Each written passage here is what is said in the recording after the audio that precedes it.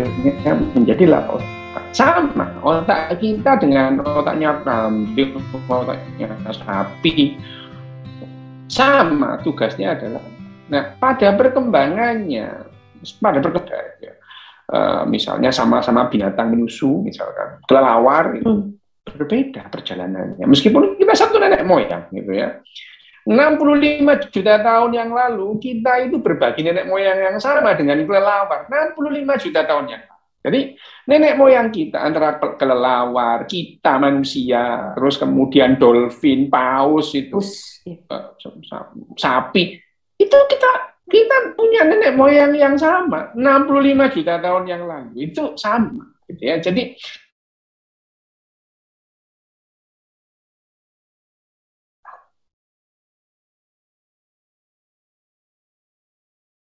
bermasalah. Dokter Rio-nya hilang. Sebentar ya teman-teman. Ini dokter Rio-nya kayaknya kemarin. Iya. Iya, mungkin masuk lagi sebentar. Kita tunggu ya teman-teman. Sudah masuk. Sudah masuk. Oke.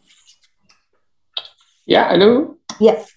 Ya, jadi kembali ya. Jadi kita mempunyai nenek moyang yang sama dengan kelelawar, dengan dolphin, dengan paus, dengan kambing. 65 juta tahun yang lalu kita mempunyai nenek moyang yang sama, yang satu, gitu ya. Jadi kita 65 juta tahun yang lalu kita berkembang nih, mamalia ini ya, binatang menyusu itu.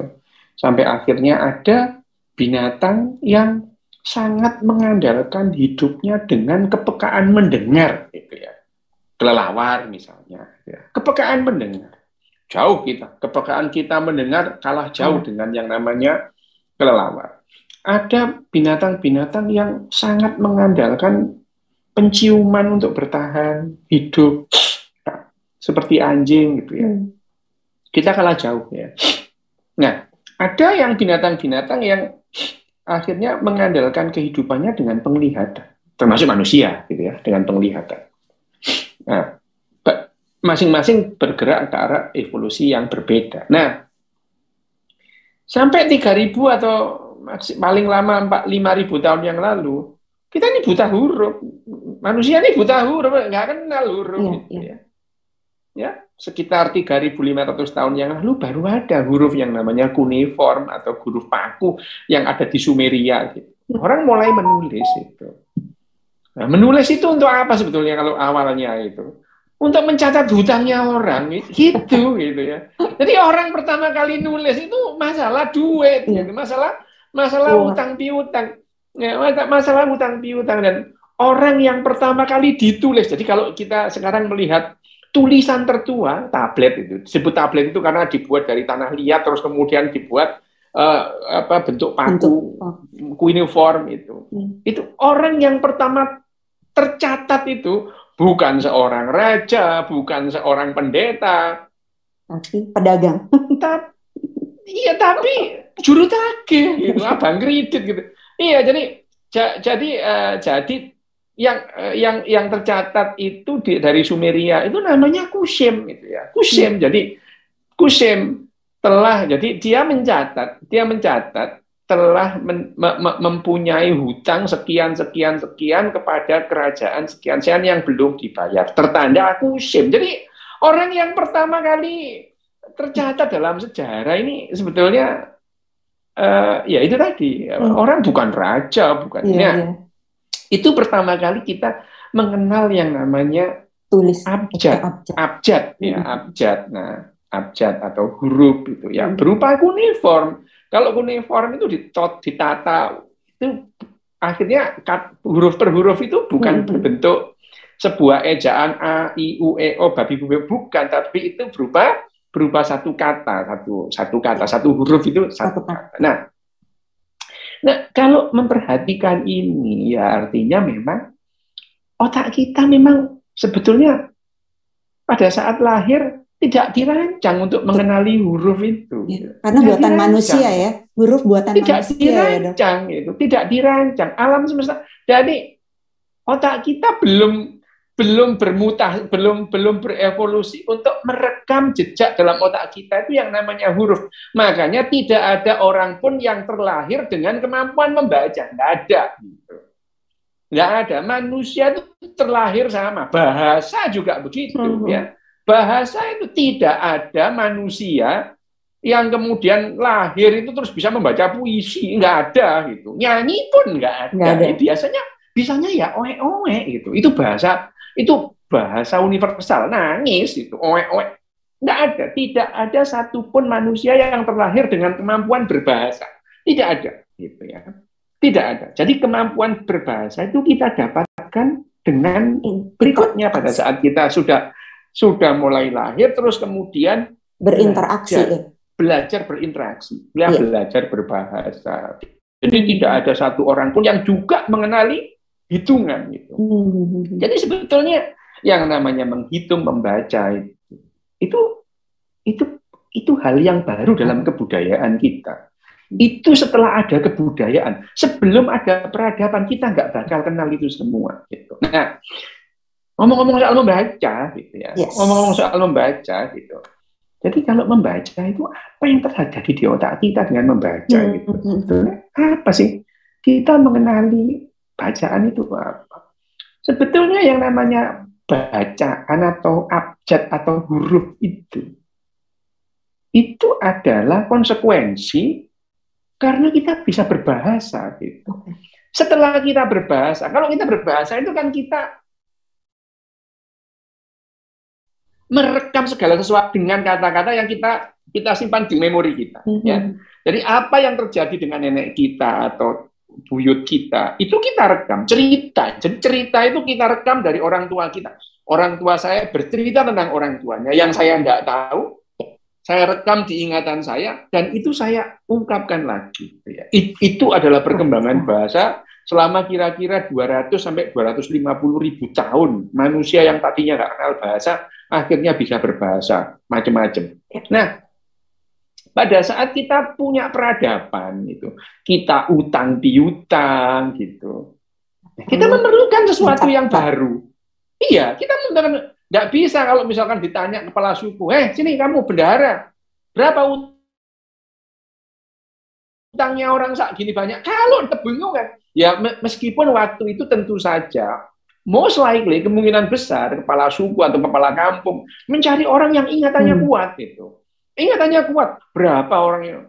Nenek saya itu gitu, nenek saya itu buta huruf ya, bisa baca Al-Quran sih, bisa huruf Hono Coroko juga bisa nenek saya. Dia itu mencatat nggak pernah, tapi dia itu menjadi bendahara arisan kecamatan. Loh, bayangin aja. Loh, dia itu ingat utangnya siapa, kurang berapa, belum banyak. Loh, ingat gitu ya. Jadi ingatan nenek saya itu kuat itu. Dan pelitnya bukan main. Ya memang pelit itu nenek saya itu.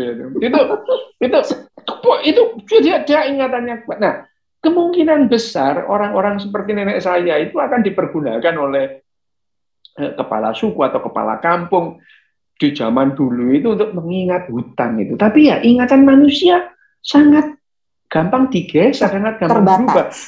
Terbatas sehingga pada akhirnya munculnya huruf atau abjad itu membantu orang mengingat utangnya negara, utangnya kampung ini siapa gitu. Nah, dan karena ini sangat berhubungan dengan ekonomi, maka berkembang gitu ya.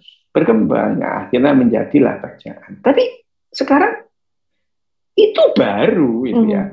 Sel kita, genetik kita, otak kita tidak dirancang untuk itu semua. Tidak dirancang untuk itu semua. Jadi harus belajar ya, Dok. Nah, ya itu harus belajar. Harus belajar membaca. Harus belajar kalau kita ingin bisa membaca gitu. Tapi kan membaca penting. Ya penting sekarang gitu ya. Tapi apakah orang harus membaca? Ya enggak juga sih, enggak ada keharusan. Tapi kalau kita berbicara mengenai apa manfaat membaca, nah itu banyak gitu ya. Tapi apakah harus? Ya lihat-lihat gitu ya. Lihat-lihat ya. Kalau orang itu jadi penyelam gitu ya, enggak baca enggak apa-apa gitu.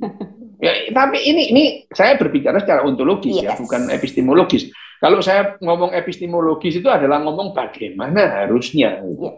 Lah kalau kita ngomong bagaimana harusnya, ya itu kan itu mau nggak mau kita membawa moral, membawa nilai dalam hal ini. Ya.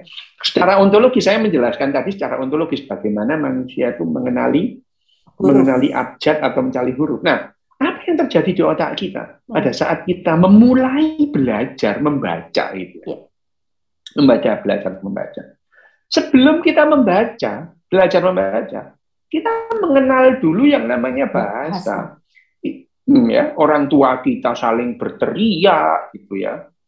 Ya, saling mengumpat. Ya, orang tua mengumpat, yang kita ingat ya umpatan gitu. Ya, bagaimana orang berkomunikasi. Jadi kalau bapak dan ibu kita sering berantem dan mengumpat gitu, ya kata-kata umpatan itu masuk dalam memori kita, terekam, ya otomatis gitu ya. Anjing lu, ya. Ini kata-kata anjing ini less likely kita dengar tahun-tahun 70 80-an. Ya. Kalau sekarang kata-kata anjing itu banyak banget bertebaran di timeline di media sosial, anjing itu anjing gitu ya. Itu hal-hal yang itu adalah merupakan kosakata yang akrab dengan kita. Nah, apa yang terjadi dengan otak kita? Otak kita memang tidak dirancang untuk berbahasa gitu ya, tidak dirancang. Meskipun ya otak kita memang terbentuk siap untuk menerima bahasa, sama dengan binatang-binatang yang lain gitu ya. Makaka atau monyet yang ekor panjang itu bisa mempunyai perbendaharaan kalimat kira-kira 200 kalimat. Satu populasi itu mereka punya perbendaharaan 200 kalimat loh ya, bukan kata, kalimat gitu ya. Jadi mereka punya kalimat. Manusia pada akhirnya kalimat kita tidak terbatas itu. Tapi pada awal yang dipahami oleh anak manusia itu adalah kata-kata sederhana yang bisa diucapkan juga gitu ya. Mama, papa, maem gitu ya. Maem. Ayo maem. Kata-kata itu akrab. Mimi. Ya, maem, makan gitu ya. Mapan. Peace gitu ya. Peace, pup. Itu adalah kata-kata yang sangat awal dipahami oleh anak-anak. Karena itu adalah hal-hal yang dilakukan tiap hari. Mana ada anak nggak pup sehari, kan nggak ada. Gitu. Ya, kecuali anak-anak itu mempunyai gangguan pencernaan sampai 4 hari nggak pup, 5 hari nggak pup, ada. Gitu. Hanya saja pup, pipis gitu ya. Maem, itu adalah hal yang digunakan. Mama, papa itu ya. Itu sehari-hari. Dan kata-kata ini yang akrab, ini yang terekam. Jadi ya sangat wajar kalau anak kecil mampu berbicara pertama itu adalah mama, papa, itu bapak, ibu, emak. Wajar karena itu adalah hal sehari-hari didengar. Yang pernah hari didengar. Dan anak kecil itu bisa mengucapkan itu lama itu. Bisa mengucapkan itu lama itu. Sejak lahir dia dengar kata papa, mama. Baru kira-kira umur 8 bulan paling cepat gitu ya. Dia bisa bilang mama itu. Dan untuk bilang mama itu, otak mana yang aktif? Semua bagian otaknya aktif itu. Ya. Kenapa? Karena kata mama itu masuk dalam yang namanya memori pendengarannya. Dalam hal ini karena ada pusat bahasa. Di otak kita ada 2 pusat bahasa. Ya, pusat bahasa Wernicke dan pusat bahasa Broca gitu ya. Di 2 tempat yang berbeda gitu ya. Dua-duanya memerlukan pemahaman pola dan pemahaman memori gitu ya. Dua-duanya gitu. Jadi memori, dua-duanya memerlukan pemahaman pola dan pemahaman memori. Pemahaman pola ini sebetulnya adalah kemampuan utama otak kita. Otak kita tugasnya adalah mengenal pola dan merespon pola itu dengan cepat supaya kita bisa bertahan hidup. Itu yang namanya inti dari kerja tugasnya otak kita. Tugasnya otak kita itu. Nah, mengenali pola bagi anak-anak itu belajarnya sejak kapan? Sejak lahir gitu.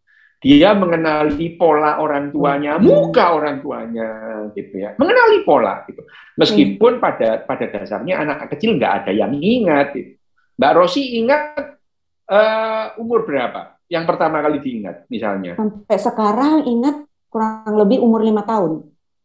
5 tahun. Sebelumnya nggak ingat. Jadi umur 2 tahun nggak ingat kan? Enggak. Bagaimana Mbak Rosi pertama kali bilang mama atau nggak papa, nggak ingat. ingat kan? Nggak ingat gitu. Iya. Artinya itu di luar consciousness anak itu. Anak belum merasa ada umur segitu itu. Belum merasa ada. Tapi dia bisa merespon gitu. Pandangan seorang anak kecil bayi gitu tidak sebagus ini gitu. Tidak sebagus ini. Jadi kalau Mbak Rosi punya putri atau putra katakanlah umur 2 bulan, pandangannya tidak sebagus seperti sekarang. Jadi melihat Mbak Rosi itu tidak seperti itu, pendar, blur gitu. Blur gitu. Hanya saja anak itu bisa menangkap polanya Mbak Rosi ini begini, polanya tantenya begitu, beda gitu. Karena otak kita memang dirancang untuk melacak perbedaan, bukan melacak kesamaan itu. Otak kita itu dirancang untuk melacak perbedaan, bukan melacak persamaan. Kenapa? Itu yang menjadi senjata kita untuk bertahan hidup gitu. Jadi kalau ada yang berbeda itu bahaya. Gitu. Itu bahaya. Kalau ada yang berbeda dengan kita, itu bahaya. Itu bisa jadi predator gitu. Dan bisa jadi itu makanan untuk kita. Jadi kita menentukan dalam waktu 50 detik. Nah, otak kita memang dirancang untuk melacak perbedaan, bukan melacak persamaan. Saya dengan Mbak Rosi itu, kalau jejer gitu, orang langsung tahu perbedaannya. Jejer, saya duduk bareng sama Mbak Rosi nih, kelihatan gambar gini. Semua orang langsung melihat perbedaannya. Mereka tidak melihat banyak persamaan di antara kita. Alis kita itu sama, kanan kiri jumlahnya 2, hidung kita sama, telinga kita sama semua. Tidak terlihat. Tidak terlihat. Yang kita lihat perbedaannya. Itu kerja otak kita. Kerja otak kita demikian. Gitu. Nah, pengenalan pola, meskipun ya, misalkan Mbak Rosi punya adik yang mirip gitu ya, wajahnya mirip gitu. Anak Mbak Rosi itu bisa melihat perbedaannya itu, pola itu, karena memang otak kita dirancang untuk trace atau melacak perbedaan, gitu ya. Nah, pengenalan pola-pola ini itu ada daerah otak kita yang memang bertugas membedakan pola, mengenali pola, melihat perbedaan pola, gitu ya. Dan melihat persamaannya, meskipun kita tidak dilacak untuk melihat persamaan, yang dilihat adalah perbedaan. Makanya anak kecil, meskipun dia belum bisa ngomong itu, digendong orang lain dia nangis. Gitu. Dia tahu. Ya, dia melihat meskipun dia nggak tahu sih gitu. Dia belum kenal siapa, dia juga belum merasa dirinya ada gitu ya. Hanya saja dia paham kalau berbeda itu berbahaya untuk dirinya. Nangis dia gitu. Nangis itu adalah kerja otak kita. Nah, pada saat kita mulai belajar gitu, dikenalkan pola. Pada saat anak umur 2 tahun, umur 3 tahun, ada anak yang sudah bisa membaca umur 2 tahun itu. Ada gitu. Ada gitu. Meskipun dia belum sadar loh dirinya ada gitu. Dia bisa membaca. Kenapa? Dia mengenali pola, terus kemudian dia dipush untuk mengatakan pola itu sebagai sesuatu. Gitu. Ayo dibaca, gitu ya. Ayo dibaca, gitu. Ayo dibaca, ini apa, gitu. Nah, dalam hal ini anak kecil yang namanya pusat reward and punishment-nya bekerja. Gitu ya. Karena bekerja reward and punishment-nya itu. Kalau aku bisa ngomong ini, aku dipuji. Gitu. Kalau enggak, aku dimaki-maki, bahkan dicewer. Gitu ya. Ya seperti binatang yang lain. Gitu. Seperti binatang yang lain. Gitu. Jadi anak kecil dipaksa untuk membaca. Itu sama dengan kuda atau kera atau anjing yang disuruh berdiri dengan 2 kaki, kalau enggak dipukul. Sama persis. Enggak dikasih ini. Enggak dikasih makan. Gitu, ya. Tidak dikasih reward lah. Ya. Atau diberi punishment. Dan itu, jadi jangan kaget anak-anak kecil umur 3 tahun apal doa gitu. Apal, kenapa? Dia dipush untuk itu gitu. Ya kalau enggak dicewer, disentil gitu. Meskipun dia sendiri belum merasa ada tadi, misalnya Mbak Rosi. Mbak Rosi umur 5 tahun baru ingat. Tapi umur 4 tahun sudah hafal doa. Hafal itu. Karena kalau enggak ya, Dok. Banyak orang begitu. Kecil tuh diajari berdoa. Berdoa sebelum makan lah, berdoa sebelum inilah gitu. Kalau ada yang di gereja ya juga dari kecil sudah diapalin doa Bapa kami yang ada di surga, dimuliakanlah namamu. Apal itu anak umur 3 tahun itu. Apal gitu. Tapi baik nggak itu? Tapi saya nggak ngomong baik atau buruk. Saya hanya ngomong bagaimana cara kerja otak. Gitu, ya. Jadi mengenali pola gitu ya. Mengenali pola. Gitu.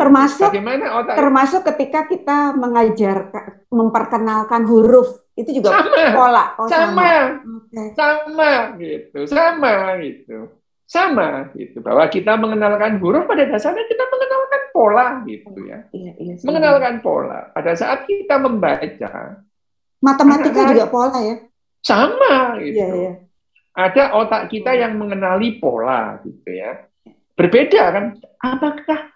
Apakah bagian otak kita yang mengenali pola dengan otak kita yang mengenali bahasa itu dua atau regio ada tempat yang berbeda?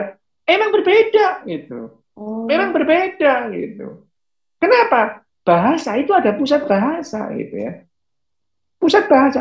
Di mana tadi? Tadi itu area bicara Broca dan ada area bicara Wernicke. Itu di bagian frontal dan ada yang di pertigaan antara frontal, temporal, dan occipital. Itu parietal itu. Ada pertigaan itu adalah area bicara Wernicke. Bahasa gitu ya. Bahasa. Nah, ada area bicara Broca gitu. Nah, area Broca ini yang sangat erat dengan memori gitu ya. Memori kita, memori. Sementara Wernicke itu sangat lekat dengan pola gitu. Makanya orang yang misalkan misalnya orang yang terganggu di pusat Wernicke-nya, stroke misalnya itu, dia kenal ini misalkan ini cup itu ya, ini cupnya, dia kenal gitu, dia kenal ini cupnya kopi gitu. Tapi kalau ditanya ini apa, lemper, jendela, salah ngomong dia gitu ya. Ya, itu jadi persepsinya yang salah, persepsi di otaknya yang salah. Jadi nggak ada hubungan gitu, nggak ada hubungan antara.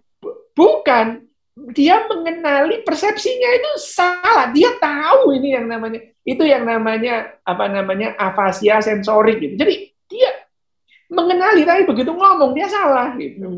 Kalau afasia motorik dia tahu ini apa, tapi mau ngomong nggak bisa gitu, nggak bisa gitu. Itu yang namanya gangguan di Broca dan gangguan di Wernicke. Nah, pola itu berbeda lagi. Pola itu usianya jauh lebih tua, melibatkan emosi, ya, gitu ya. Jadi kita mengenali pola itu lebih gampang daripada kita mengenali bahasa. Mengenali pola. Jadi pola dulu, ya, baru bahasa. Pola itu, nah, otak kita itu lebih mudah mengenali pola daripada mengenali bahasa. Gitu. Nah, pada saat kita memberikan pelajaran instruksi membaca itu, kita memaksa dua area itu bekerja bareng gitu. Bekerja bareng, mengenali pola dan menjadikan itu sebuah bahasa. Jadi membaca. Apakah otak kita dirancang untuk itu? Iya sih gitu ya. Iya. Dan pada akhirnya otak kita bisa bekerja untuk itu. Tapi otak kita tidak dirancang untuk itu. Bahwa otak kita itu mungkin untuk melakukan itu, iya gitu. Jadi akhirnya pada dasarnya anak-anak itu pada umumnya bisa dipaksa untuk membaca. Dipaksa untuk membaca. Kalau namanya dipaksa. Itu kan kita nggak akan pernah tahu kapan dia berontaknya, Dok. Maksa. Gini, yang penting itu membaca itu mau nggak mau kita butuh waktu. Yes. Perlu waktu luang untuk membaca. Gitu. Perlu waktu luang untuk membaca. Saya membaca banyak buku, tapi ada harga yang harus saya bayar. Gitu. Saya nggak punya masa kecil, saya nggak punya masa kanak-kanak. Gitu. Saya nggak punya masa kanak-kanak. Anak-anak lain main layang-layang, main kelereng, saya baca. Gitu. Ya memang saya beda dengan anak-anak yang lain ya. Memang saya ini Pak beda ya. Beda itu. Saya umur 2 tahun membaca gitu ya. Dan diajarin nggak, Dok? Enggak gitu.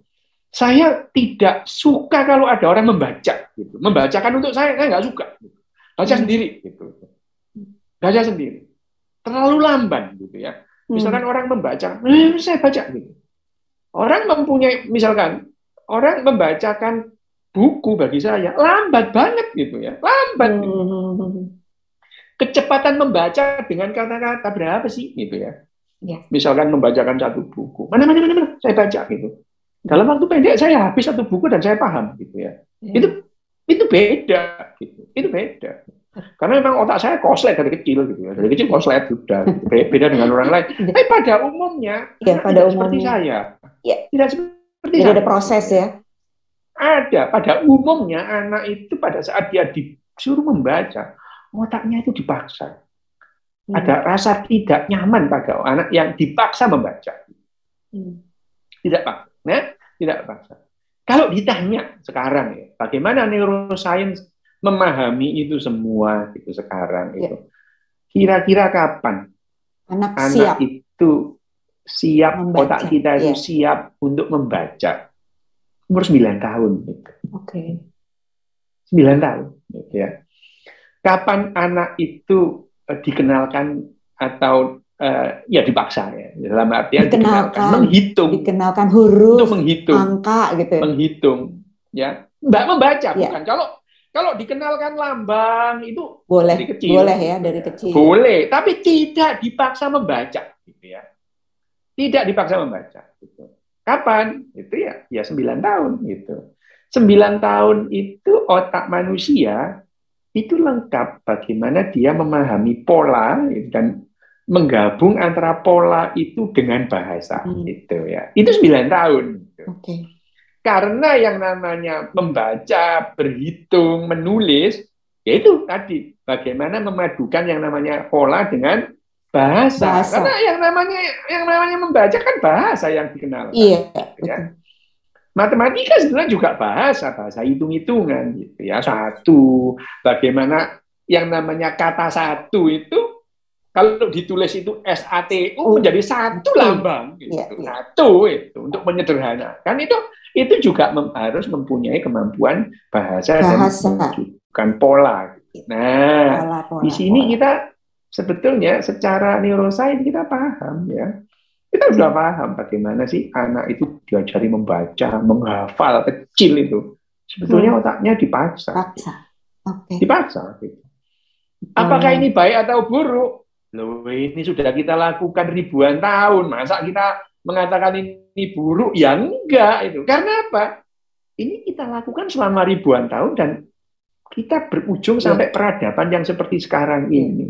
Kalau seandainya ada cara yang lebih menyenangkan untuk memadukan antara pola dengan bahasa itu, kira-kira akan itu membuat yang kita bicarakan sekarang ini. Ya. Bagaimana kita menemukan yang kita bicarakan sekarang ini, bagaimana menyenangkan. Dehaene juga bilang kan, Dehaene itu gini, Dehaene itu dia berbicara tentang yang namanya cara kerja otak kita, bagaimana pada saat membaca. Tapi ya Dehaene dalam hal ini dia berbicara masalah satu kecil pekerjaannya otak gitu ya.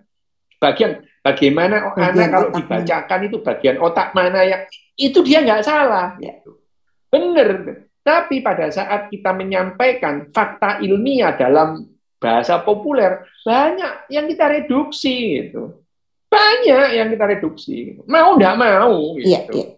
Mau tidak terkecuali ya dia tidak kan, meskipun anak itu dipaksa dan otak kita itu belum siap gitu, itu membentuk peradaban seperti sekarang ini gitu. Peradaban sekarang itu adalah hasil paksaan. Anak dipaksa membaca, anak dipaksa terus kemudian berhitung, anak dia paksa berdoa. Itu menghasilkan peradaban yang seperti sekarang ini. Kita tidak bisa menafikan bahwa ini adalah hasil paksaan orang tua kepada anaknya gitu. Iya, keadaan memaksa, keadaan dipaksa. Bagaimana? Tapi ya tidak terlepas dari pemikir-pemikir zaman dulu gitu.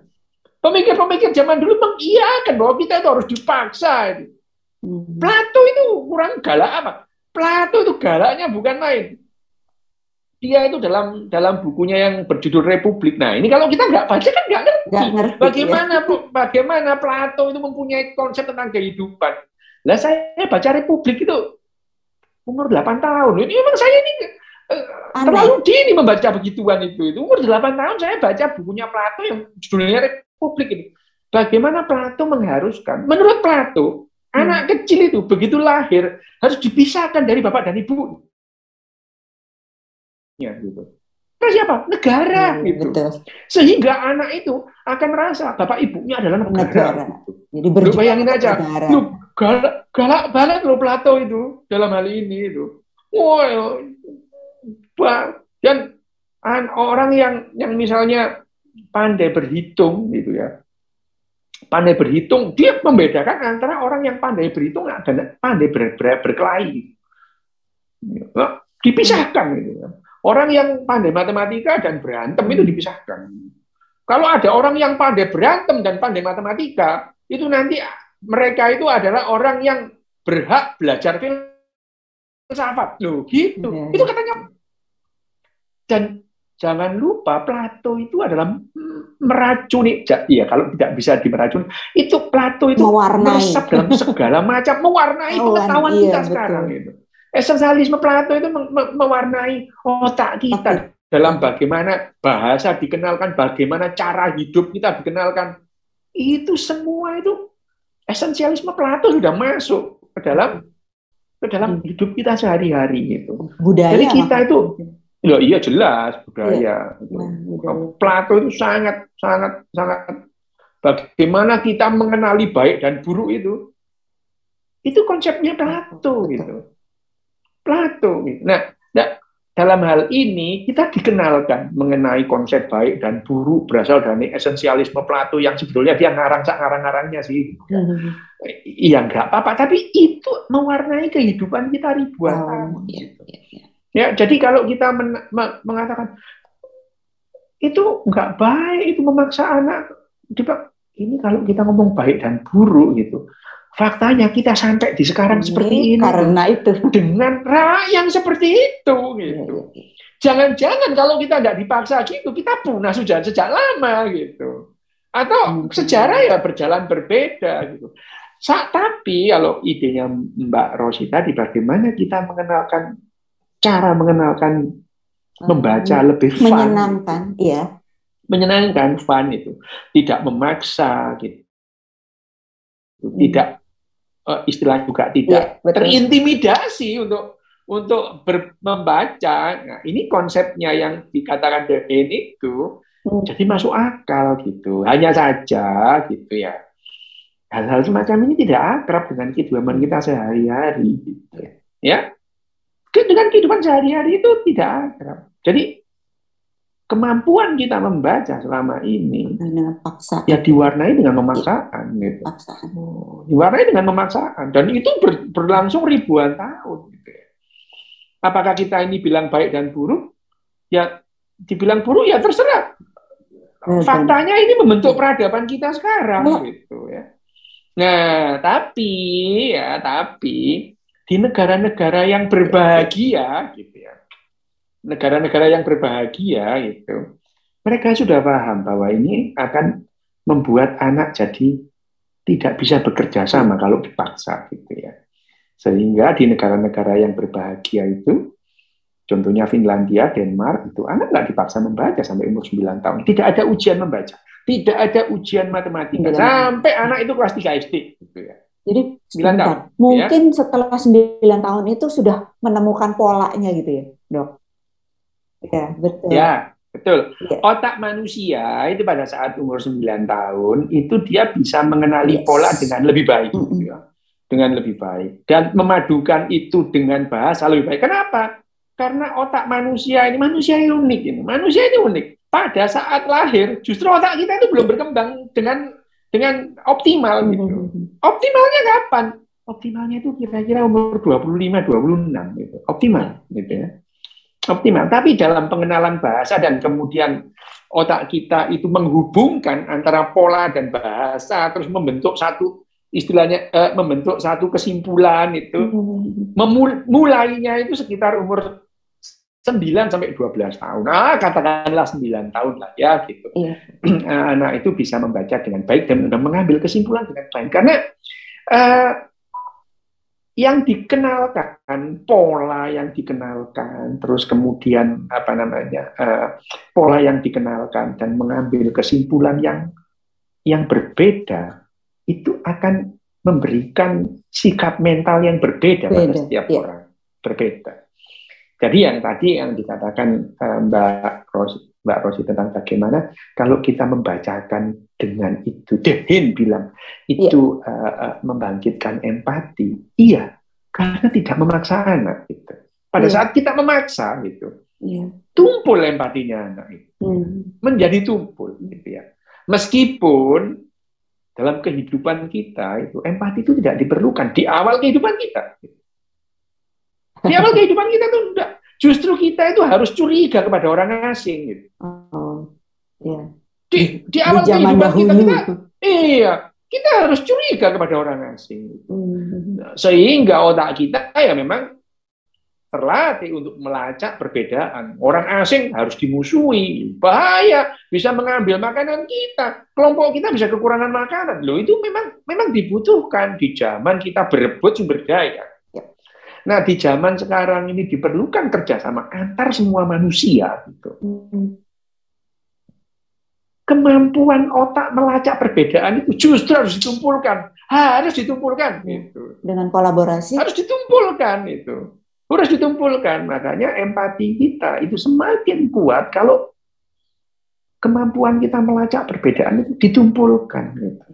Ditumpulkan sejak anak-anak. Bahwa yang namanya anak yang berbeda kulit denganmu itu nggak apa-apa loh. Itu nggak apa-apa. Itu sama itu. Sama gitu. Jadi anak itu ya misalkan kok hitam ya? Iya ya, itu kan kulitnya aja. Itu kalau dibuka ya sama semua. Jumlah tulang kita sama, jumlah otot kita juga sama gitu. Itu yang untuk menumpulkan bahwa kita itu melacak perbedaan. Gitu.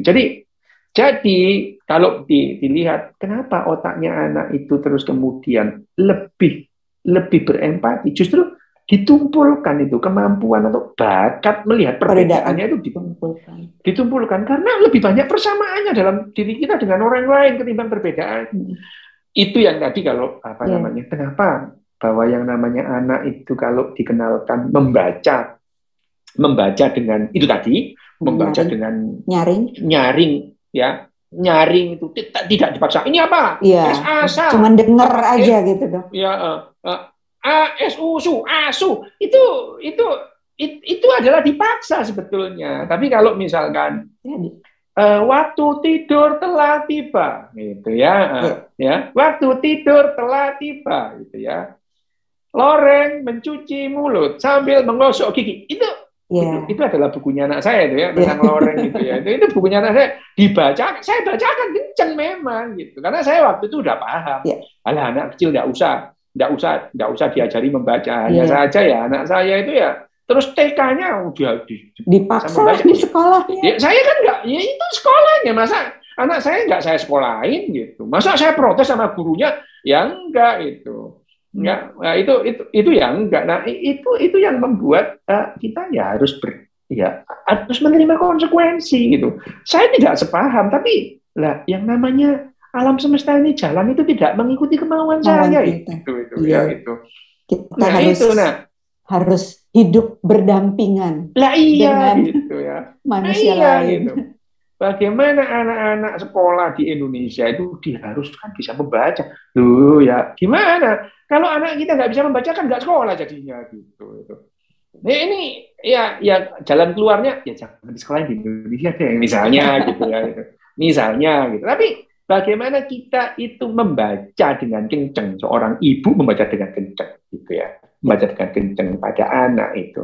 Pada dasarnya tadi kalau dibicarakan di bukunya Dehin itu yang aktif apa? Yang aktif itu adalah otak bagian kiri pada umumnya ya. Pada umumnya karena otak manusia itu sekitar 80% itu pengenalan pola itu ada di otak kiri gitu ya, otak kiri. Sementara pengenalan bahasa itu ada di otak kanan gitu. Tapi mereka bekerja sama terus gitu. Jadi ya nggak ada orang otak kiri dominan, enggak, dua-duanya nggak ada. Otak kiri, otak kanan itu nggak ada. Tapi kalau dikatakan hemisfer itu iya ada, dan otak kita itu bekerja sama, berkolaborasi antara kanan dan kiri. Nah, kalau dibilang pada saat ayat dibacakan gitu, dibacakan terus kemudian dibacakan kata atau bahasa, yang aktif duluan itu otak kirinya. Emang iya, karena dia mencoba mengenali pola. Gitu ya. Mengenali pola suara, pola wajahnya ibu yang membicarakan gitu ya.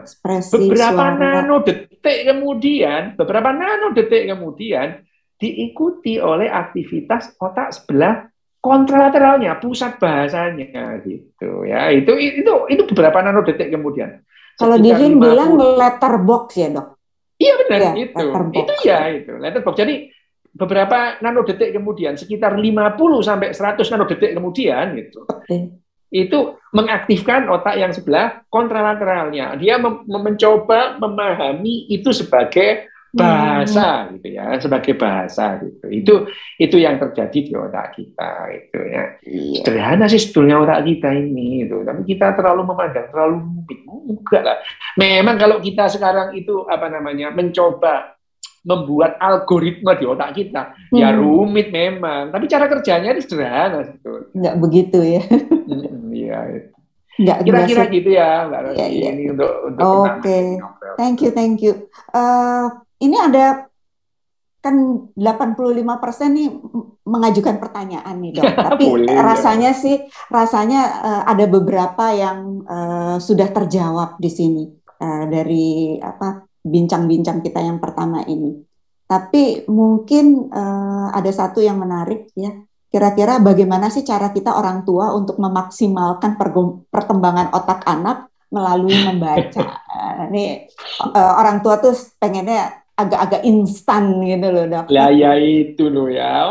Orang tua itu genit kok. Memang genit orang tua ini. Pengen anaknya cepat bisa baca, pengen anaknya itu pengen pinter, jago berhitung anaknya. Lah iya itu. Ya sebetulnya coding dalam hal ini kalau kita decoding. Kalau dikatakan otak kita itu decoding, ya itu tadi mengenali pola tadi itu decoding sebetulnya gitu. Tapi orang tua itu genit gitu. Orang tua itu genit pada umumnya. Kalau ada misalkan ini anak kita itu bisa ngitung cepat. Wah, rame-rame tahun berapa itu? Tahun 90-an akhir 2000-an itu ada les mental aritmetika. Wah, anaknya dilesin semua gitu. Lah kamu itu pengen anakmu jadi kalkulator apa gimana sih gitu. Iya, betul. Keren. Hebat-hebatnya anak itu bisa ngitung, masih kalah cepet sama kalkulator penjual tahu gitu. Lah ngapain gitu? Lah daripada gitu bekali aja anak sama kalkulator gitu. Ya gitu ya itu. Terus ada super brain, anak dia ngapalin. Lah kenapa sih lah? Gitu lah. Emangnya kamu jadi anakmu jadi HPU? Itu kan enggak gitu. Wah, anakku jadi HP, ibu kota ini di mana, ibu kota ini di mana, ngapain gitu loh ya itu. Wong nanti kerjanya di bank gitu. Nggak perlu ngapalin HP, ngapain loh. Raja Singosari pertama lo nggak penting gitu loh. Nggak penting banget itu. Raja Singosari yang terkenal, lo ngapain itu, diapalin gitu. Ya, benar. Nanti kerjanya di bank gitu ya, jadi teller bank gitu. Nggak penting banget gitu. Nah itu kenapa? Terus kemudian tahun 2009 ada aktivasi otak tengah, diikut semua. Betul. Matanya ditutup, anak loh melihat dengan mata batin. Loh, yang melihat itu mata. Malah ditutup itu gimana sih gitu loh. Membaca juga membutuhkan mata ya, Dok, dari mata. Loh kok malah ditutup itu loh. Ini geblek aja ya gitu. Ini yang genit itu orang tuanya gitu. Anaknya pengen pinter gitu loh ya. Ini kita itu tidak diperlukan anak itu yang bisa matematika gitu. Kehidupan sekarang itu anak bisa matematika fine, itu bagus gitu ya. Tapi kalau nggak bisa juga nggak apa-apa gitu. Ada kecerdasan lain. Iya loh. Misalkan saya kedokteran ini ya. dulu kalau saya itu masuk kedokteran di tahun 80 itu, saya harus bisa kalkulus itu. Harus bisa gitu. Kenapa? Nah, kalau saya nggak bisa kalkulus, saya kan nggak bisa masuk IPA. Sementara masuk kedokteran diperlukan, anak malah masuk IPA gitu. IPS masuk kedokteran di tahun 80 itu proyek perintis itu soalnya itu ada soal kalkulus. Kalau saya nggak bisa ngerjain, saya nggak bakal diterima. Gitu ya. Tapi begitu saya masuk kedokteran hari pertama, lah kalkulus nggak dipakai. Lah apa gunanya kemarin saya belajar kalkulus untuk kedokteran gitu ya. Saya pernah protes gitu malah dikeluarin saya dari kelas itu. Dulu itu apa gitu ya. Ya memang saya suka protes itu. Dari kecil itu dikeluarin guru berkali-kali gara-gara protes. Tapi ya memang, lah untung saya ini hidup dengan segala macam privilege itu. Kalau saya bukan anaknya papa saya, bukan anaknya mbak saya, udah dikeluarin dari sekolahan dari dulu gitu ya. Dengan segala macam. Jadi ya privilege itu penting gitu. Loh saya itu mengakui bahwa saya jadi dokter gini ya dengan segala macam privilege saya. Itu bapak saya kaya, ibu saya kaya raya gitu ya. Dengan privilege-nya bapak saya pejabat, mbak saya pejabat gitu ya. Kalau enggak udah saya nggak jadi apa-apa gitu. Saya nggak jadi apa-apa gitu. Nah sekarang kalau pertanyaannya bagaimana sih kita membuat otak kita itu mengajari bekerja lebih optimal gitu ya gitu. Nggak ada yang harus kita lakukan gitu. Nggak ada gitu ya. Nggak ada. Kenapa? Kita melakukan atau tidak sama. Otaknya anak itu ya siapnya ya umur 9 tahun gitu. Nah, dari 0 sampai 9 tahun adakah kegiatan-kegiatan atau stimulasi-stimulasi yang membuat nantinya pada 9 tahun ini dia pasti siap membaca gitu. Gimana nih, Dok? Ini disiapkan atau tidak gitu ya.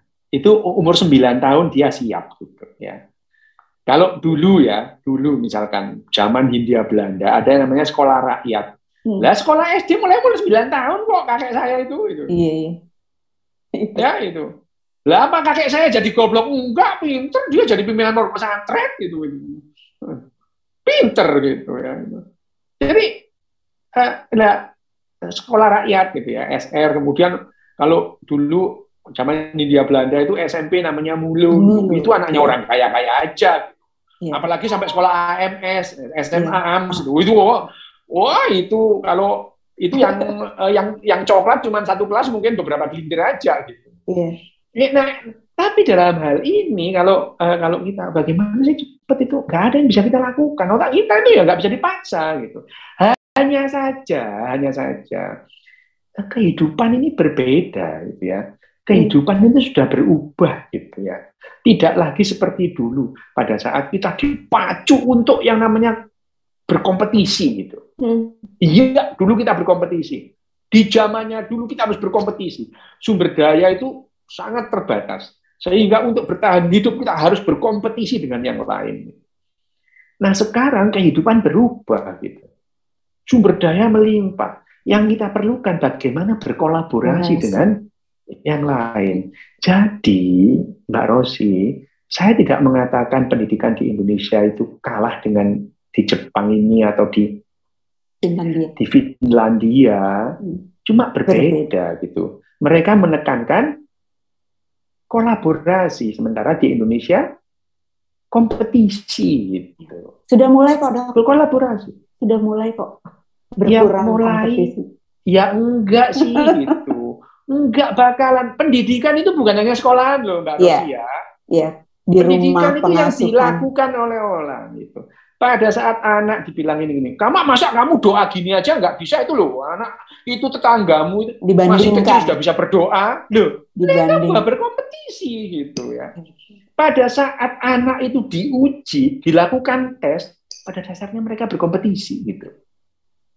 Mereka berkompetisi dengan temannya. Kamu dapat berapa? Kamu dapat berapa? Mereka sudah diajari untuk berkompetisi itu. Kalau Mbak Rosi bilang sudah mulai, saya nggak percaya. Gitu. Kenapa? Karena orang tua sejak kecil itu mendidik anaknya dengan kompetisi gitu. Ya. Jadi kapan melakukan kolaborasi adalah pada saat pada anak-anak Anak-anak tidak diharuskan begini begitu, tapi yang diharuskan adalah keterampilan bekerja sama. Apa? Dilatih, keterampilan bekerja sama. Dilatih. Keterampilan bekerja sama. Apa yang dilatih di Jepang, di Finlandia, di Jerman adalah satu. Cara makan. Cara makan. Makan sejak kecil diajari makan di meja makan. Sejak kecil. Sejak anak-anak. Jadi meskipun masih di stroller gitu ya. Iya. Di high chair. Itu makannya di meja makan gitu. Yes. Anak Perancis makannya di meja makan, meskipun di kereta dorong. Kalau sudah selesai makan, keluar itu. Begitu dia bisa grabbing, menggenggam makan sendiri. Dia diharuskan belajar makan sendiri. Memang cemong-cemong semua, tapi sekali yang namanya anak bayi itu bisa memasukkan sendok ke mulutnya, dia nggak akan pernah lupa caranya memasukkan itu. Itu adalah belajar, gitu ya. Melatih yang namanya otak, memori implisit itu makan. Buang sampah itu diharuskan pada saat dia sudah mulai belajar jalan, membuang popoknya sendiri ke tempat sampah. Gitu. Itu aja yang dipelajari. Pup dan pipis di toilet. Di tempatnya. Di toilet. Gitu. Toilet training. Mengganti popok itu di toilet. Gitu. Tidak di meja makan, tidak di meja tamu, di toilet. Gitu. Mengenalkan emosi dan memori anak itu. Ini loh, kalau aku pup dan pipis itu, pasti ini tempatnya. Harus, ya. Gitu. Dari kecil tempatnya ya? Ini. Karena yang namanya memori kita yang tidak bisa hilang itu dua hal yang paling sulit. Emosi dan lokasi. Sulit. Jadi pada saat setiap anak makan di meja makan, pup dan pipis di toilet itu dalam dasarnya memori dan emosi ditekankan. Ini loh, kalau acara ini kamu di sini. Dan itu tidak bisa hilang. Pipis dan pup di toilet. Pada saat tangannya sudah mulai bisa gerak, dia diajari untuk cebok sendiri gitu. Ceboknya itu latihannya dengan balon gitu ya, itu balon, 2 balon itu, ini pantat, 2 pantat ini tengahnya ini gitu ya. Itu gitu. Jadi pada saat anak itu masuk kindergarten, TK gitu ya, TK gitu. TK itu sudah harus bisa. TK itu hanya 2 yang menjadi syarat masuk TK. Nggak diuji, hanya 2 ditanya. Bisa nggak pup sendiri? Bisa pup sendiri, bisa cebok sendiri, bisa makan sendiri, bisa membuang sampah, bisa. Kalau bisa, oke, masuk. Kalau enggak, ajari dulu. Itu ya. Cuma itu yang perlukan supaya anak kita bisa bekerja sama. Jadi yang diajarkan, dilatih itu adalah urusan-urusan publik gitu. Yang urusan pribadi enggak itu.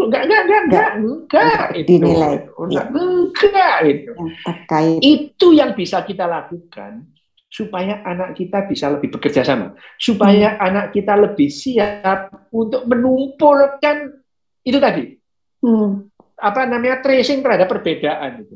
Dalam artian lebih menumpulkan rasa egois sehingga itu tadi bakat empati itu lebih dipupuk.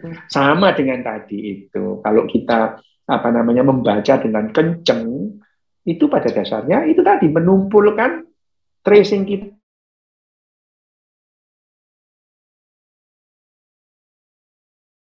Tadi itu. Dan ya tadi itu kita harus meniadakan itu, mengharuskan anak hafal ini, hafal itu, gitu ya itu. Tapi tetap tadi itu tidur terpisah dengan ibunya gitu. Itu dari kecil itu. Loh ini sebetulnya latihan untuk berempati. Tidur berbeda kamar dengan ibunya.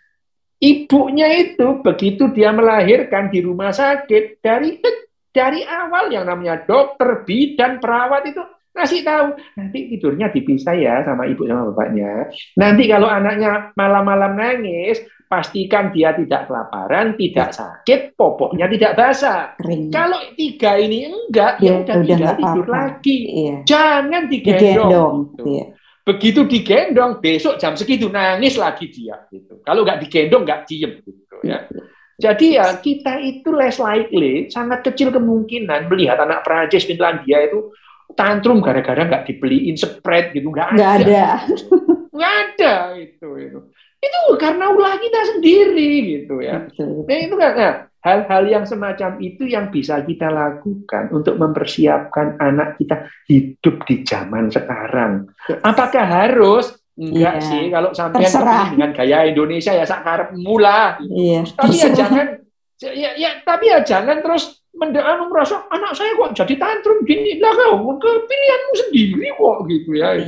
Anak kita itu pilihanmu sendiri gitu. Anak nggak diajari berdoa karena saya ini adalah anak titipan Tuhan, ya terserah sakarep mula ya gitu itu.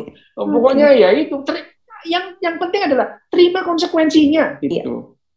Terima konsekuensi. Kalau mendidik dan mengasuh dengan gaya Indonesia, ya jadi populasi kayak Indonesia sekarang gini, julid gini nih, gitu ya. Julid banget itu di timeline gitu ya. Itu ya kan, ya saya tidak bilang bahwa orang Jepang ini lebih bagus dari Indonesia, beda aja gitu. Tapi bagaimana kita mengoptimalkan membaca, gitu. Membaca. Karena apa? Karena kan kita ngomong membaca nih ya. Membaca nih ya. Akhirnya budaya membaca kenapa ada di masyarakat bahagia? Budaya membaca. Jepang ini membaca gitu ya. Orang Finlandia membaca, orang Denmark membaca gitu. Kenapa? Mereka masyarakat paling bahagia. Finlandia nomor 1, Denmark nomor 2, Islandia nomor 3.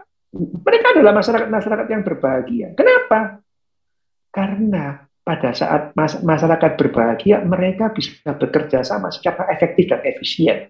Sehingga pekerjaan bisa diselesaikan lebih awal. Awal gitu ya. Dan karena pekerjaan bisa diselesaikan lebih awal, mereka punya waktu banyak. Dan karena waktu banyak diperlukan untuk membaca. Gitu. Jadi nggak mungkin kita itu membaca kalau kita nggak punya waktu luang gitu. Jadi mengharapkan orang Indonesia itu mempunyai budaya baca, ya tangeh lamun kalau orang Jawa bilang. Kenapa? Lalu sampai jam 12 malam kalian masih diributin sama bosmu baca email gitu. Pekerjaanmu belum selesai gitu. Sementara kalau di Finlandia nggak ada waktu luang, nggak ada waktu luang gitu. As simple as that gitu ya. Jadi jangan berfilsafat yang aneh-aneh lah. Ini sederhana, semua otak kita itu kita mau membaca karena kita punya waktu luang. Kalau kita nggak punya waktu luang, kita nggak bisa. Masyarakat yang bahagia bisa menyelesaikan pekerjaan lebih awal. Gitu. Lebih awal. Cobalah di Finlandia dan Denmark, jam 3 udah tutup kantor itu. Udah selesai semuanya itu. Duduk ngopi, ngobrol sampai malam itu. Mulai di Indonesia, jam 5, jam 10 malam masih buka laptop itu, belum selesai kerjaan untuk besok dikejar. Berarti kita tidak bisa bekerja secara efektif dan efisien. Kita tidak bisa bekerja sama. Gitu aja sih. Itu bedanya.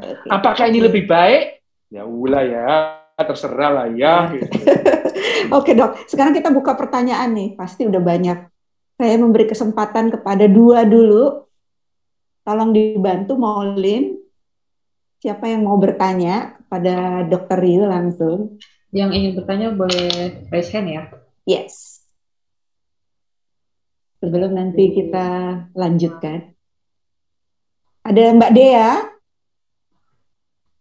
Dea Hajaru. Silakan Mbak Dea. Selamat sore. Sore Mbak Dea. Ya, terima kasih Bu Rosi dan Dr. Ryu. Pembahasannya sangat luar biasa. Saya baru banyak hal baru yang saya dapatkan dari diskusi sore ini.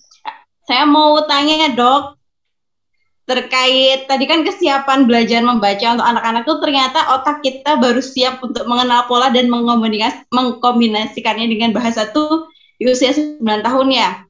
Nah, yang optimalnya. Optimalnya ya. Nah, terus tadi juga sempat ada yang bertanya bagaimana yang bisa kita lakukan untuk memaksimalkan itu, mempersiapkan itu. Tapi saya pernah baca kalau reading readiness, jadi kesiapan anak untuk belajar membaca itu sebenarnya bisa diusahakan itu Dok. Seperti kan kalau dipaksakan tadi. Iya dipaksa bisa gitu. Saya bisa baca umur 1 tahun bisa baca kok itu dipaksa itu. Tapi kalau yang saya baca itu jadi kesiapan anak. Jadi kalau dipaksa itu kan berarti anak tidak siap ya Dok ya untuk ya belajar siap membaca? lah, otak kita gitu. bisa untuk melakukan itu gitu. Saya dipaksa, kenapa dipaksa? Setiap kali saya baca saya ditepukin, seneng kan saya gitu. Oh, di reward. Iya gitu. Oh, jadi Saya gitu ya, Dok, baca ya? umur lah iyalah gitu. Baca ditepukin. Wah, hebat. Lu seneng lah dipuji gitu. Itu kan dipaksa sebetulnya, diberi reward gitu, atau diberi punishment salah ditutup. Saya ini ya ngapalin, saya umur 7 tahun hafal Quran gitu ya. Yang ngawasin itu mama saya, ibu saya gitu. Dia pegang Quran, saya disuruh ngapalin, salah dipukul tangan saya. Lah enak sih itu pegang Quran, enak aja ya gitu. Setiap kali salah dipukul gitu ya gitu. Batin saya itu enak aja sih itu pegang ya gampang aja lah. Saya kan ngapalin gitu. Ini kan dipaksa pada dasarnya gitu. Siap. Ya siap apa enggak itu bisa gitu. Makanya sekarang itu misalkan kalau ditanya, apa banyak orang penghafal Quran? Banyak tuh itu di acara apa itu? TV apa itu? Setiap hari ngundang anak kecil hafal Quran gitu. Apakah anak-anak demikian itu langsung lebih siap hidupnya? Ya enggak juga lah ya gitu. Enggak itu. Kalau untuk terkait ini, Dok, jadi kan kalau otak manusia itu tadi membaca, itu yang bekerja kan bagian pelacak pola dan juga bahasa, mereka berkolaborasi ya, Dok ya. Nah, terus ini ada kasus anak yang dia bisa membaca. Jadi dia tahu pola lambang bahasa itu bacanya apa, tapi dia tidak paham itu, Dok. Itu kesalahannya nggak punya meaning. Pemaknaannya dia nggak ngerti, nggak paham tuh, Dok. Jadi dia bisa baca. Saya tanya, Mbak Dea hafal Al-Ikhlas nggak? Saya hafal, Dok. Tahu artinya? Tahu artinya. Lah, waktu kecil tahu artinya? Oh, kalau waktu kecil nggak, waktu gedean. Sama kan? Apa bedanya gitu? Jadi anak membaca, loh kita itu nyanyi Garuda Pancasila ya nggak ngerti artinya. Garuda Pancasila pribang saku waktu kecil loh. Gitu nggak tahu artinya. Anak Jawa itu Garuda Pancasila, pada dasarnya dia itu tahu pola, bisa menyanyi, tapi nggak tahu artinya itu. Saya pertama kali datang ke Jawa itu ya, karena datang ke Jawa itu saya heran, loh ini orang-orang Jawa itu pintar bahasa Arab semua gitu.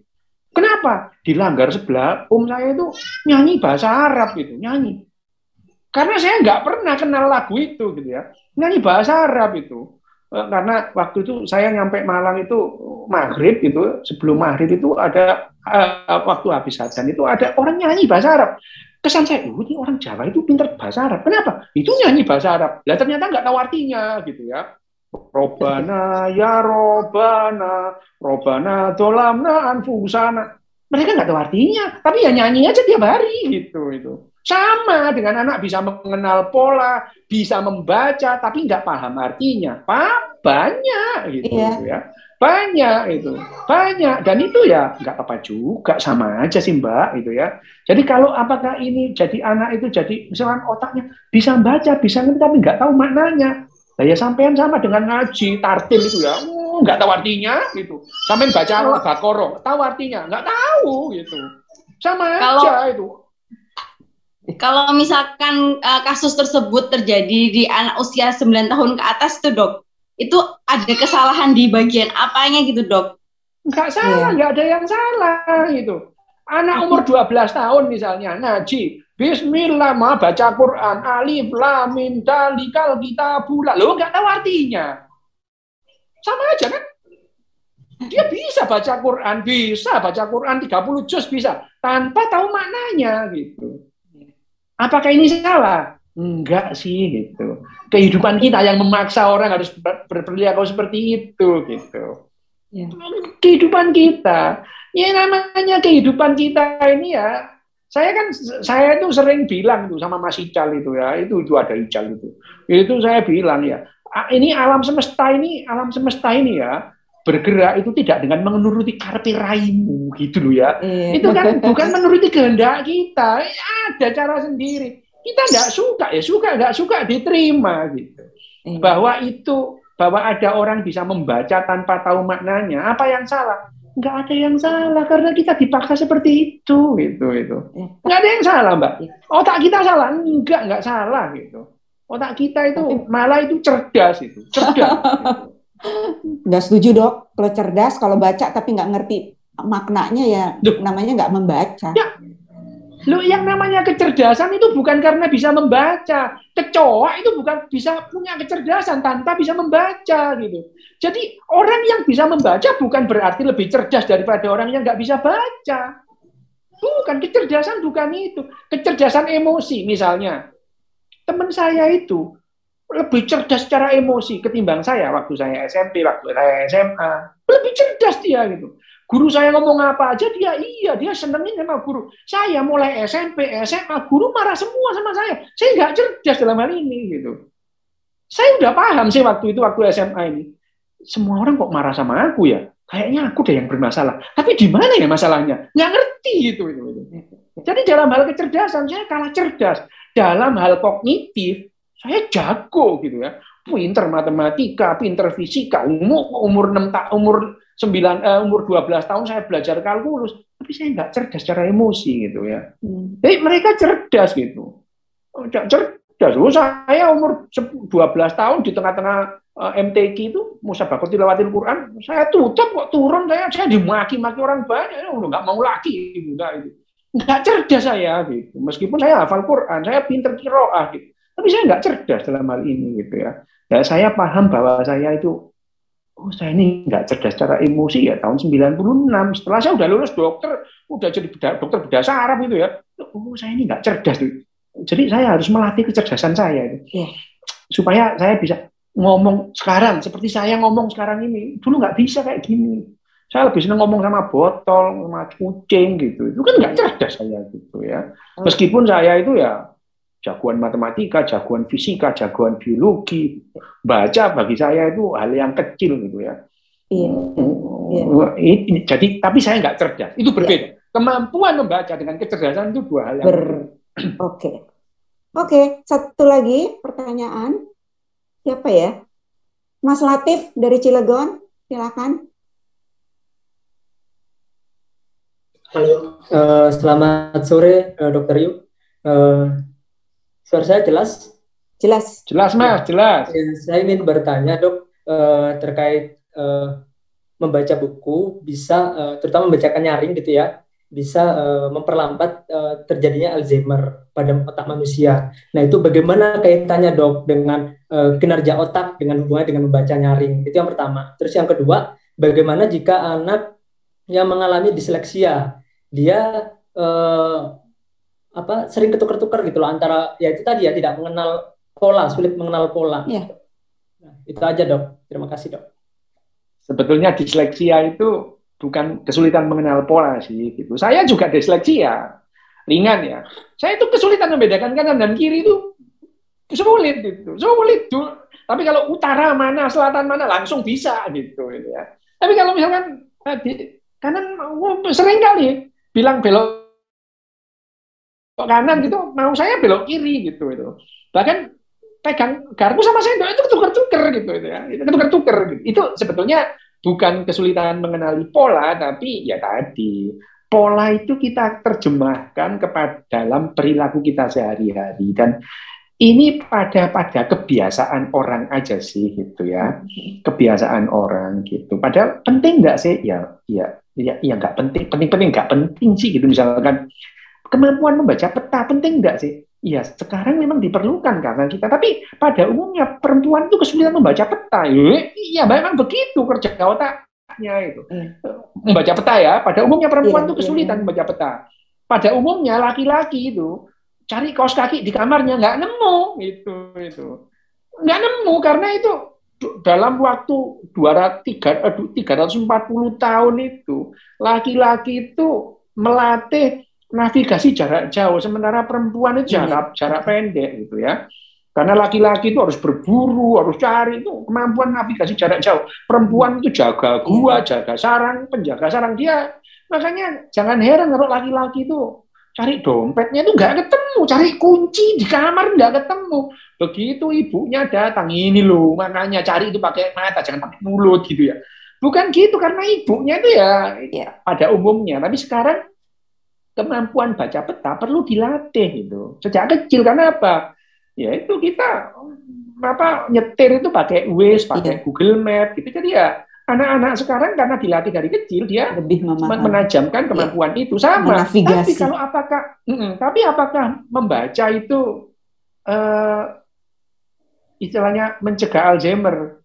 Itu belum terbukti gitu ya. Belum terbukti. Jadi untuk melawan Alzheimer misalnya ya, memang iya sih kalau kita itu membaca terus aktif rutin gitu itu terus kemudian karena gini, Alzheimer itu perlu suatu kondisi yang memicu terus kemudian terjadinya rangkaian gitu ya. Tapi apakah pemicu itu banyak? Ya kita mencatat banyak pemicu Alzheimer misalnya gitu. Ini bapak saya ini dok, dulu sampai umur 83 itu nyetir gitu. Tahu umur 83 kita larang nyetir. Lah kok jadinya malah gini gitu ya gitu. Memang iya gitu ya. Kalau kemudian mendadak kemudian kita tidak perlu latihan lagi mengenali jalan gitu ya. Itu bisa jadi. Alasan itu bisa dipertanggungjawabkan gitu ya. Alasan bahwa yang misalkan bisa jadi pemicu Alzheimer-nya itu pada saat dia nggak nyetir gitu ya. Ini kalau kita menjelaskan mekanismenya itu masuk akal gitu ya. Tapi apakah iya? Ya nantilah waktu yang membuktikan. Pembuktian itu nanti gitu ya. Misalkan penyebab, misalkan mengerjakan TTS atau Sudoku gitu. Dilakukan banyak orang Jepang gitu. Makanya orang Jepang itu jarang yang itu. Loh ya, itu kan satu faktor. Orang Jepang itu hidup seperti sekarang itu faktornya banyak gitu ya. Di samping tidak ngurusin urusan orang lain gitu. Itu juga faktor kenapa orang Jepang itu hidupnya jadi santai. Orang Belanda juga gitu. Di Amsterdam coba lihat itu pagi-pagi. Nenek-nenek, kakek-kakek sendirian naik skuternya itu masuk pasar-pasar, mandiri banget mereka gitu ya, mandiri banget itu. Nah misalkan budaya di Jawa lah, anaknya nggak telepon 2 hari aja udah baper gitu ya gitu. Memang gitu itu perbedaan budaya, perbedaan kebiasaan itu jadi faktor gitu. Jadi kalau ditanyakan oleh Mas Latif tadi bahwa yang namanya apakah benar membaca itu mencegah Alzheimer? Kalau di masyarakat yang gemar membaca, ternyata orang-orang yang gemar membaca itu lebih sedikit yang menderita Alzheimer. Itu. Di Belanda, di Jepang, orang yang gemar membaca itu lebih sedikit yang menjadi Alzheimer. Nah, pertanyaannya sekarang ini hubungan korelasi apa hubungan sebab akibat? Itu yang belum dibuktikan gitu ya. Faktanya adalah orang-orang yang gemar membaca itu lebih jarang Alzheimer dini gitu. Nah, pertanyaannya sekarang adalah jangan-jangan dua-dua ini adalah sifat yang sama. Orang yang cenderung nggak baca, mereka cenderung Alzheimer lebih awal, bukan gara-gara baca terus dia jadi Alzheimer. Ini yang belum dibuktikan gitu. Ya, jadi otak kita ini itu melacak perbedaan, bukan melacak kesamaan. Jadi otak kita itu kesulitan membedakan antara korelasi dan kausatif itu, sulit gitu. Meskipun ini sebetulnya ini bukan urusan sebab akibat, itu korelasi. Misalnya ya ini sekarang kita melihat perbedaan antara orang penggemar bokep dengan orang yang tidak menggemari bokep gitu ya. Itu loh film porno itu loh ya. Jadi orang yang menggemari film porno itu otaknya berbeda dengan orang yang tidak gemar film porno. Lah, kesimpulannya gini jadinya. Nih loh, gara-gara kamu suka film porno, otakmu jadi gini. Bukan gitu. Justru gara-gara otaknya begitu, dia seneng bokep gitu. Jadi otak kita itu tidak bisa mengambil perbedaan. Jadi kalau kita melihat nih loh ya, otak penggemar bokep itu begini. Berbeda kalau gini, sebelum dia lihat bokep, itu otaknya seperti ini. Setelah melihat bokep, otaknya jadi gini. Nah, ini adalah sebab akibat. Gitu. Padahal enggak. gitu. Jadi yang rame di timeline di medsos itu adalah ini kalau ini loh, kalau kamu nonton bokep itu otakmu jadi gini gitu itu ya. Bukan gitu, ini adalah hubungan korelasi sama dengan yang tadi Alzheimer tadi. Di negara-negara yang penggemar baca itu ternyata itu ditemukan orang-orang yang tidak membaca sampai tua itu Alzheimer dini. Nah, yang perlu kita teliti apakah ini hubungan korelasi atau hubungan sebab akibat, itu yang belum diteliti. Terbukti. Gitu ya gitu. Oke, terjawab ya Mas Latif. Sekarang Mbak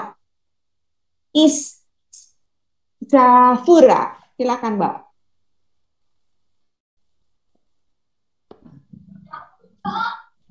Ya, silakan. Ya. Terima kasih Pak Dr. Yu, Mbak Rosi, Mbak Maulin. Pertanyaan saya, kan saya guru TK ya.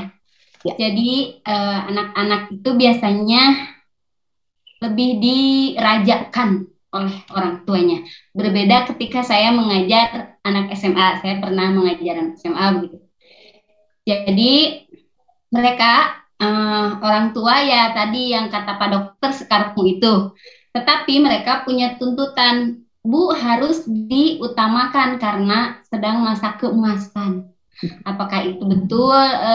Boleh menggunakan metode yang menyenangkan secara tidak intimidasi.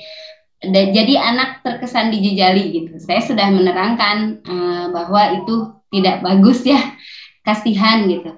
Padahal mereka belum bisa yang menurut Dokter Ryu tadi harus udah bisa cebok, udah bisa makan sendiri, udah bisa apa tadi satu lagi ya? Buang sampah.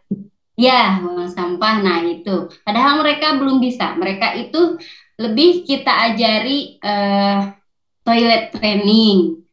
Lebih kita ajari karena saya mengajar di kelompok A. Nah, kemudian itu satu ya, hubungannya dengan masa keemasan. Yang kedua, apakah masa keemasan tadi itu bisa ditunggu sampai usia 9 tahun itu? Nah, seperti itu Pak Dokter. Terima kasih. Assalamualaikum. Waalaikumsalam. Masa keemasan itu kan tagline-nya iklan susu itu ya. Ada lah itu. Yang namanya golden age atau masa keemasan manusia itu kapan? Ya seumur hidupnya itu. Seumur hidup kita itu harus kita usahakan kualitas hidup kita bagus. Itu namanya golden age gitu ya. Yang nggak ada lah itu ya. Itu kan itu tagline-nya penjual susu aja. Golden age. Wah, anak itu bohongin aja gitu ya. Anak lepas masa umur apa namanya masa laktasi itu ya sudah enzim kita untuk mengolah susu itu sudah nggak ada gitu. Indonesia itu pernah dulu dengan slogan 4 sehat 5 sempurna itu. Itu salah itu. Karena orang dewasa itu tidak bisa mencerna susu. Itu susu dibuang gitu itu. Kita itu 4 sehat 5 sempurna, ikut-ikutan Belanda gitu ya. Itu nah kalau sekarang kita mengatakan saya nggak setuju kalau anak Indonesia itu dirajakan. Enggak, anak Indonesia itu diperbudak gitu. Anak Indonesia itu diperbudak gitu. Anak Indonesia itu diperbudak, dijejali yang namanya anak itu harus berbakti. Lah ya gimana sih ya gitu. Orang tua yang pengen punya anak, begitu anaknya lahir kok harus berbakti. Lah ya kebalik lah ya gitu itu. Nah, orang tua yang harus berbakti itu kalau kita ngomong keharusan gitu. Bayangin aja. Anak itu nggak pernah kepingin lahir itu loh, nggak pernah itu. Begitu lahir kok disuruh berbakti loh ya, gimana sih ya itu. Jadi kalau ada anak Indonesia itu dirajakan, enggak, anak Indonesia diperbudak gitu, ngikuti orang tuanya gitu. Sejak kecil itu ngikuti orang tuanya, keyakinan harus sama dengan orang tuanya lah gitu ya. Nilai-nilai yang dipegang harus sama dengan orang tuanya, diperbudak anak kecil itu gitu. Nah kalau yang namanya dirajakan itu, nah itu di negara-negara yang bahagia itu. Sejak kecil anak itu dianggap bahwa anak itu ada karena keinginan orang tua lahir, gitu ya, melahirkan. Sehingga apa yang terjadi dengan anak adalah tanggung jawab orang tuanya gitu. Iya gitu ya. Anak tidak dipaksa untuk bisa apapun gitu. Hanya diajari untuk bekerja sama gitu ya. Tidak mengikuti karepnya orang tuanya, harus ini, harus itu. Bahkan anak itu sudah sejak kecil gitu. Anak itu diajarkan atau dilatih untuk mengenali ruang privat orang lain gitu. Bahwa yang namanya keyakinan itu ruang privat. Tidak ada orang tua itu memaksa keyakinan kepada anaknya. Kalau itu merajakan loh ya. Jadi saya tidak setuju kalau yang dinamakan orang Indonesia itu merajakan anak, enggak gitu. Dari kecil itu memperbudak anak itu. Harus itu. Saya dulu juga begitu sih gitu. Saya dulu itu dari kecil itu protes itu. Ngapain sih? Mama saya itu pernah marah sama saya, diusir itu pernah itu. Karena dia itu ngundat kalau bahasa Jawa itu ya. Mamamu ini ya, ibumu ini mengandung kamu itu 9 bulan, melahirkan kamu itu bersusah payah. Saya jawabnya sederhana, siapa sih yang minta? Lu aku nggak pernah minta lahir gitu. Well, mama pengen, enaknya gitu. Terus saya diusir, pergi aja kamu. Mama nggak tanggung jawab itu. Kalau saya diusir makan apa? Binatang itu ya, mengusir anaknya itu kalau anaknya sudah bisa cari makan sendiri. Harimau itu kalau sudah bisa berburu, diusir sama orang tuanya. Gitu. Makin marah lah mama saya itu ya. Itu. Nah, tapi omongan saya kayak gini itu kan kalau ada anak ngomong kayak gitu kan dianggap durhaka gitu. Bayangin aja, dianggap durhaka gitu. Terus dibilang, kalau kamu mana itu loh anak durhaka. Cerita anak durhaka itu karena kan yang membuat cerita itu orang tua itu. Nakut-nakuti anaknya. Kalau anak-anak bikin cerita ya orang tua durhaka harusnya gitu ya. Kita ini hidup dalam perbudakan anak-anak di Indonesia ini gitu ya. Tapi dalam tanda kutip, quote unquote gitu ya kalau bahasa kerennya, itu dianggap kebaikan di Indonesia itu ya. Mendoktrin anak dengan keyakinan, mengharuskan anak itu dengan ini itu adalah kebaikan dalam konteks budaya Indonesia gitu. Nah, kalau kita ngomong bahagia, enggak, anak Indonesia enggak bahagia gitu. Enggak bahagia. Kenapa? Lu indeks kebahagiaannya rendah kok gitu ya. Gitu. Nah, tapi saya juga selalu memberikan disclaimer. Saya tidak bilang bahwa yang namanya bahagia itu lebih bagus dari nggak bahagia itu. Saya tidak pernah bilang masyarakat Indonesia itu lebih jelek atau lebih bagus daripada Jepang. Cuma beda gitu. Hanya saja kalau kita kepingin seperti masyarakat Finlandia, pengasuhan dan pendidikan ya kayak mereka gitu. Nggak mungkin kita itu mendidik gaya Afghanistan menghasilkan komunitas gaya Jepang, nggak mungkin, omong kosong gitu. Tapi kalau kita kepingin anak kita itu terus kemudian kita didik dengan gaya Indonesia sekarang, lu ya terima aja lah jadinya julid gini itu ya. Terima aja nggak apa-apa. Masyarakat julid itu adalah kita gitu. Termasuk juga kalau kita berangan-angan bahwa reading score Indonesia meningkat sama seperti Finlandia atau sama harus kita buat bahagia. Berarti harus berubah ya cara. Harus dibahagiakan, iya. Betul. Karena bahagia itu memungkinkan kita punya waktu luang, gitu, ya. Dan reading itu syaratnya kita punya waktu luang. Kita tidak mungkin tercapai. Kita berjalan ke timur sambil yakin sampai utara. Lah itu kebiasaan kita. Yang penting yakin loh, lah repot ya gitu. Kita nggak bisa menerima konsekuensi. Sekedar admit, sekedar mengakui aja nggak mau. Gini loh, kalau kita pengen memecahkan persoalan, kita harus mengakui kita punya persoalan. Nah kalau kita itu tidak mengakui kita punya masalah, kapan kita itu menyelesaikan masalahnya? Orang kita nggak mengakui gitu. Iya, betul. Masalahnya aja kita nggak mengakui gitu, ya itu konsekuensi kehidupan. Jadi kalau reading score kita itu harus pengen reading score naik, ya harus kita bahagiakan masyarakat kita itu, bukan sebaliknya, gitu.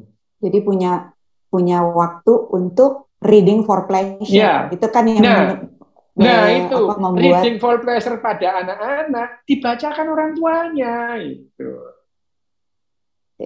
Oke. Waktu juga yang harus membuat kita berpisah. Ini sudah 15.34, tapi sesuai janji saya, Dok. sesuai dengan permintaan saya sebenarnya. Karena begitu banyak pertanyaan, hampir 500 pertanyaan, mungkin nanti kita akan compile dan akan kita bagi menjadi beberapa topik dan minta kesediaan Dr. Yu untuk menjadi narasumber. Baik, ya, dengan senang hati, Mbak Rosi. Iya. Asal gini loh ya, asal tahan loh ya. Saya ini menyebalkan, jadi ya mohon maaf. Gitu. Memang saya terlahir dengan bakat menyebalkan. Gitu. Iya, sebenarnya ini ada satu pertanyaan dari penanya yang mungkin bisa dibuat sebagai penutup, Dok. Dia pertanyaannya nggak tahu dia dapat dari mana. Katanya, bagaimana Dr. Yu memotivasi diri bisa membaca ribuan buku? Ya, kalau ditanya memotivasi diri, ya itu bakat saya satu-satunya ya gitu ya. Bakat saya, ya dari kecil saya itu kalau ada buku pengen tak pegang aja gitu. Jadi kalau itu memotivasi diri, enggak lah ya, itu memang kecenderungan saya dari kecil. Begitu lihat gitu ya? Buku, begitu lihat buku, pengennya segera baca gitu. Enggak peduli dimanapun gitu. Enggak peduli dimanapun, lu baca. Habis gitu cekakaan sendiri, cekikian sendiri. Ternyata orang-orang ini ngawur ya gitu. Ini ngaco gitu. Ini loh, ini gitu. Cekikian sendiri saya. Jadi saya dulu itu ya dianggap anak yang ya selewah gitu ya, pikirannya ketawa-ketawa sendiri gitu ya, ngomong sama kucing kayak gitu ya memang gitu sih ya. Jadi ya saya kalau dibilang memotivasi diri, gini, motivasi diri itu memang bisa dilatih sih, bisa dilatih. Iya. Jadi motivasi itu tidak datang dari orang lain. Kita mendatangkan motivator gitu, enggak lah ya, itu hiburan. Motivator itu kayak pelawak aja, tidak merubah apapun. Itu tidak merubah apapun. Perusahaan mendatangkan motivator itu tidak akan mengubah orang itu jadi lebih produktif, enggak aja. Mereka itu ya penghibur aja gitu. Seperti pelawak gitu ya, penghibur gitu. Ya. Tapi kalau motivasi itu bisa enggak kita memotivasi diri kita? Bisa gitu ya. Kenapa? Dengan mengubah aturan-aturan biologis kita gitu. Itu memotivasi diri gitu ya. Sama dengan tadi, bagaimana kita bisa lebih berempati, bagaimana empati, ya itu tadi, mengubah aturan-aturan biologi dalam diri kita sehingga diri kita itu menghasilkan kerja otak kita itu lebih berempati. Itu latihan, dengan latihan mengubah aturan-aturan biologi yang bekerja pada tubuh kita. Itu lain kali kita bicarakan deh ya. Iya benar, tapi penting motivasi ya. Oke. Terima kasih Dr. Yu. Terima kasih juga teman-teman sudah mau hadir di webinar series Reading Box yang kedua. Semoga kita masih bisa ketemu di webinar-webinar lain dengan topik-topik seputar membaca, tetapi dengan angle yang berbeda. Terima kasih.